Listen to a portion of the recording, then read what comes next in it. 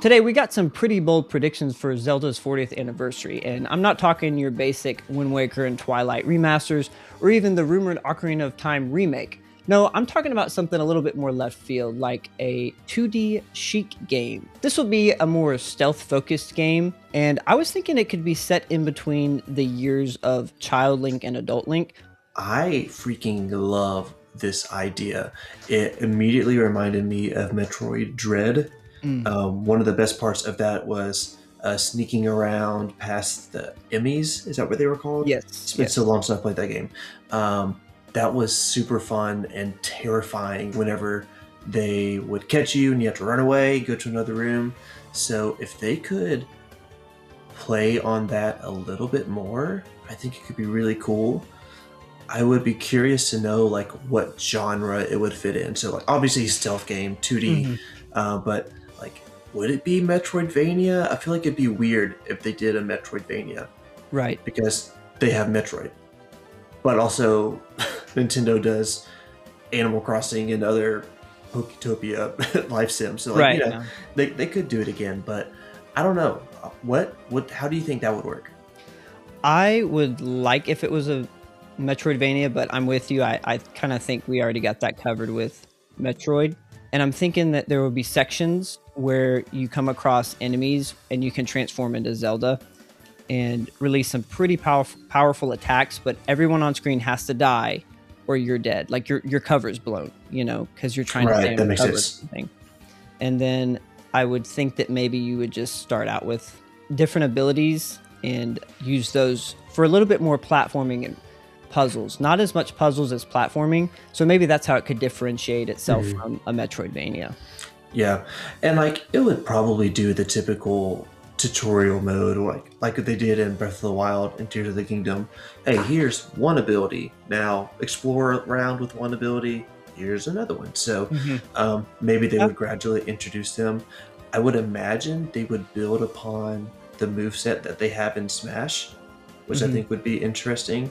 Even more interesting if they added new things than fixing Sheik's character in Smash, because right now Sheik is really, really bad in Smash. And she's not always super bad, but she is right now in Ultimate, from what I understand. So I think that's super cool. They haven't explored that age gap at all. Right. So it's like we get the glimpse of Ganondorf kneeling in front of King of Hyrule, and it's like the next thing we know, he's in charge. He's running the whole ship, and he took over everything. So it's like, how did that happen? I think would be kind of interesting to explore, especially through a potentially young Sheik. We didn't really consider that, or at least I didn't consider that until just now. Yeah, would it be young Sheik? Right. Yeah. At what point in that? We have young Link, so I don't know. That could be cool. That would be interesting. I didn't even think about that because when does she become Sheik? I'm pretty sure the reason she does is because she's kind of going into hiding. Yeah, the game would tell us when she becomes Sheik and how. Yeah. So origin story of Sheik. That'd be cool. Yeah, there's some good lore there, and I think it's definitely worth exploring. And it makes sense because we're probably getting the Ocarina of Time remake, or at least we all think we are. So it's like, hey, this is coming out later, but that'd be cool. In the meantime, enjoy this. I feel like Nintendo's done stuff like that before. Cross promotion. Like, here's a big release, but until that comes out, enjoy this little thing here. Right. The next thing we have on our list is Link's crossbow training. Yeah. I think this is like the typical Nintendo thing to do. Of course, the whole Zelda community is like, we want Ocarina of Time remake. And then we also have been wanting Twilight Princess and Wind Waker for so long, ported to the Switch and now to the Switch 2. So Nintendo is really good at blowing our expectations out of the water, sometimes for the good and sometimes for the bad. So I feel like they're going to be like, hey, we're not ready for Twilight Princess, but hey, everyone's favorite game, crossbow training. And it's going to come back and they're going to be like, now you can use mouse controls. Yeah. I feel like that's such a Nintendo thing to do, to just misread the room completely. Yeah, I think that would be wild. I didn't really think about the fact that it would definitely ruffle some feathers. It'd be another amiibo festival Right, exactly. debacle. Mhm. Nobody wants that. Nobody wants a side game. I think that maybe if they announced the remake and they're like, "Hey, we also got Link's crossbow training," maybe even packed in with it. They're not going to do that, but I would be down for that actually yeah, if I they would be packed too. it in. Or if they charge And $10 more or something like that, eShop yeah, download like that. uh-huh. I think that would be fine because it's like, really, what would they do with crossbow training in the full remake? It Hmm. would just be like, okay, make the visuals better, upres it, everything, and add mouse controls. Sell us a new peripheral for like $100, like the Yeah, Virtual Boy. right. Yeah, I mean, I actually think that's kind of cool. That would be the Nintendo way of justifying a $70 Twilight Princess remake, Yeah. because then they add crossbow training remake as well. I don't know. I think that's actually a good shout. Will we get that this anniversary? I don't know, but I bet you they're planning that. Next, we got a Link Between Worlds sequel, and I need a return to form to the straight up traditional Zelda. I don't feel like Echoes of Wisdom gave us that. Granted, I didn't play it that much. You've been playing it though, I and have. do you think does it scratch that traditional Zelda itch for you? Would you say as of right now? Yes and no at the Okay. same time. Because, I mean, it is top down Zelda. You're getting like the very classic style dungeons. You get the overworld that kind of feels like Link to the Past, and of course Link's Awakening as well. So it's like it kind of scratches that itch, but the combat not so much. Mm-hmm. I am starting to find the combat more and more frustrating as I get through the game. Oh You wow. would think it'd be the opposite. It would be like, okay, like you're learning these really cool echoes. And I'll save a lot of my thoughts on this because I do want to put out a video on it eventually. Mm-hmm. But there's like so many echoes to manage to where it almost feels overwhelming, Mm-hmm. which for most people, I bet it's a cool thing. I have so much to play with. But for me, I'm like, bro, give me a sword and a bow and arrow and let me Yeah. just plow through all these people. But yeah, to answer your question, like it kind of does and it kind of doesn't at the same time. Mm-hmm. Yeah, I definitely think that there is room for a more traditional Zelda to live alongside the 3D Zeldas in the more open world. But wonder, the art style in that game is really unique. And part of me is like, could we change the art style up a little bit? The other part of me is like, no, it's too classic. If we went with a sequel, which I think I'd rather a sequel because we've already gotten that. We don't need a remaster of that game, in my opinion. And I think that they should keep the art style the same. I don't know what they could do to spruce it up maybe on the Switch 2, but I think there's a lot of potential there. Yeah, I am reminding myself of the art style because this is one of the only Zelda games I have not played because I never owned a 3DS. I missed that console. And so I still haven't played this game, and I've heard so many good things about it, but never had the console, so I couldn't play it. Um, And we need a and I sequel. think, yeah, I think I kind of agree. I like how it is a callback to Link to the Past with some of its art style, except for the pink hair, which maybe the sequel would have the pink hair back. I would be down for that. I guess because I haven't played the game, maybe I shouldn't have too strong of an opinion. Like, yeah, a different art style might be cool, as long as it's not the Link's Awakening Echoes of Wisdom art style. I Yeah. am done with that.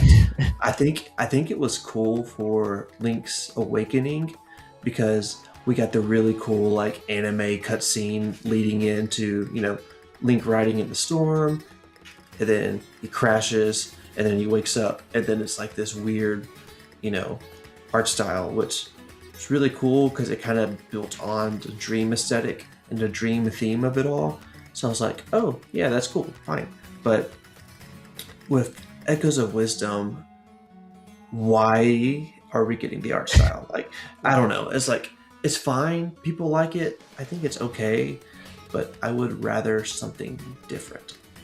It feels like they're like, hey guys, we spent a lot of time on this, can't even remember now, Link's Awakening remake. let's just reuse the assets for this new Right.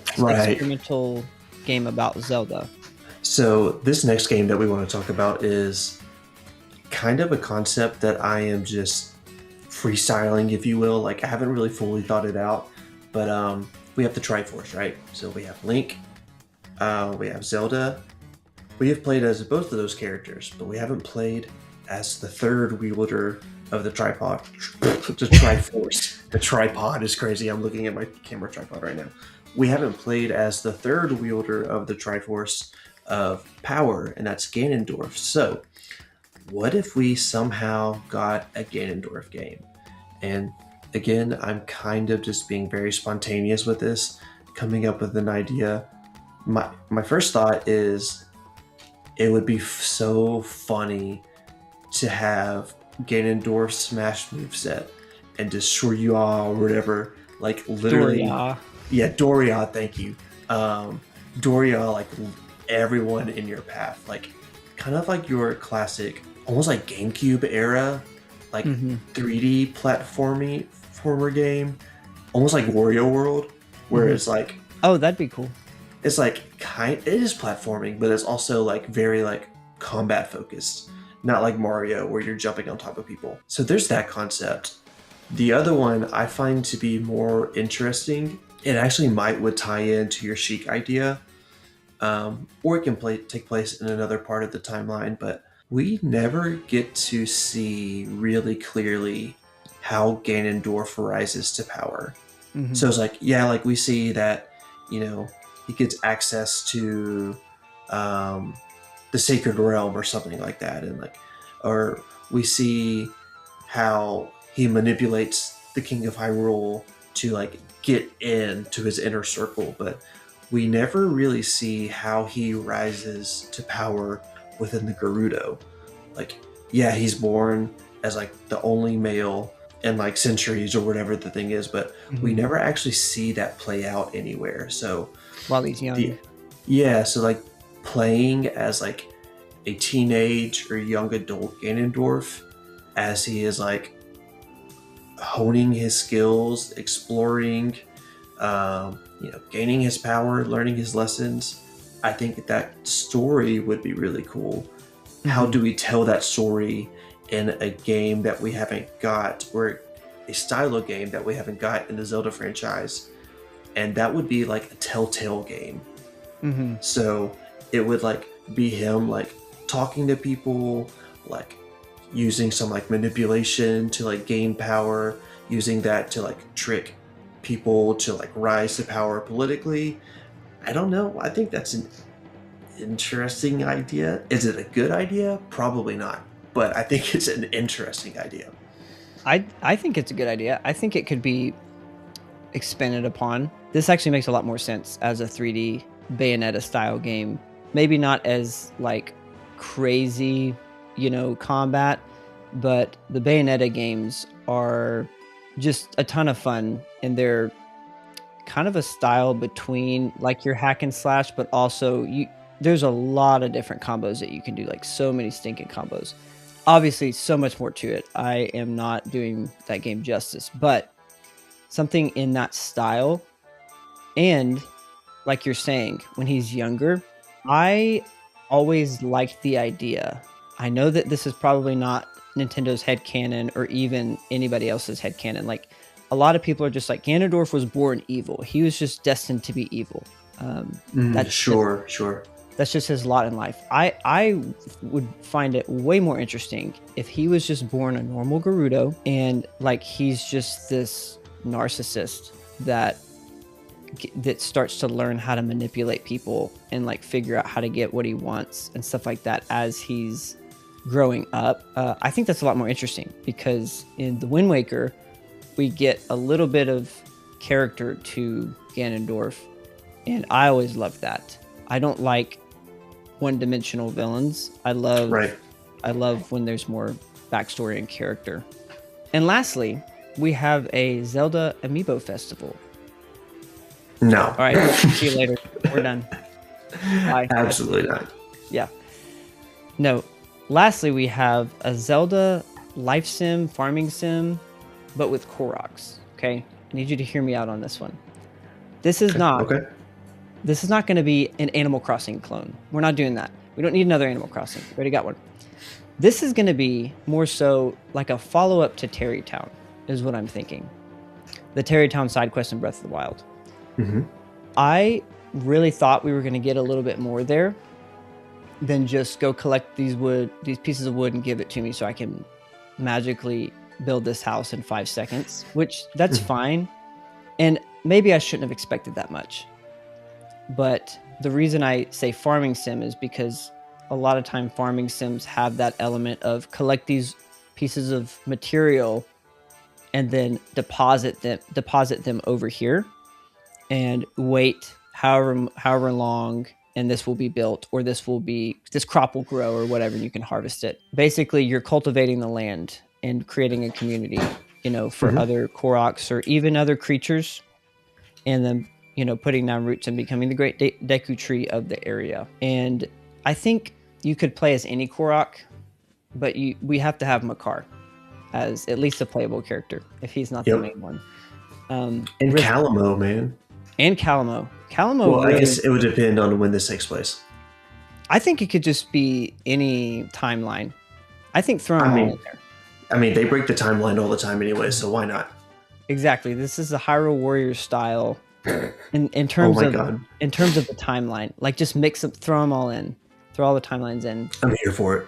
So to differentiate it from Animal Crossing or something like that, I was thinking it would be more of a Minecraft-y style of game, and not so much in the fact that you are building whatever the heck you want. Like, I still think the idea of depositing materials and stuff, building specific style houses and stuff, like preset houses or whatever it may be, is the way to go. But the idea of, the survival elements and the light combat, that'd be pretty cool. Yeah, I was actually about to say that. Would it lean more towards a survival game? Because in survival games, like a Power World or whatever, we played that for a little bit. Like, you were crafting, you were gathering resources and doing all that kind of stuff. So I do think the idea of a Korok survival game actually sounds really interesting. Before, I was just kind of like, Korok Animal Crossing, but like Korok survival game, yeah, I think that is actually really interesting. And there would 100% have to have an element or like the Korok seeds, bro. It explains why there's Korok seeds everywhere. Instead of that's the plot of the game. That's the plot. That's the story. That's the narrative we were talking about. That's the narrative. I would be curious to know, especially for like breaking timelines. If timelines are out of the question, do we involve the Kokiri in some way? Yeah, why not? How would that work? Are we reverse engineering the Koroks to becoming the Kokiri again? Maybe they could start as a Kokiri. And we murder them and their spirits. What? We murder them and their spirits become Koroks. Is that the plot of the game? That's the story. That's the narrative. Yes. Freaking genocide. That's something that Nintendo could figure out on how to integrate that. But I mean, the Breath of the Wild timeline, you think about the Rito and the Zora, they're supposed to be of the same species or whatever, and they coexist somehow. Would there be a Korok hunt minigame, like the Ewok hunt game in Battlefront 2? So the Koroks would be hunting the Koroks? Or you're talking about like... I guess, yeah, what would they be hunting? The Kokiri. The Kokiri. No.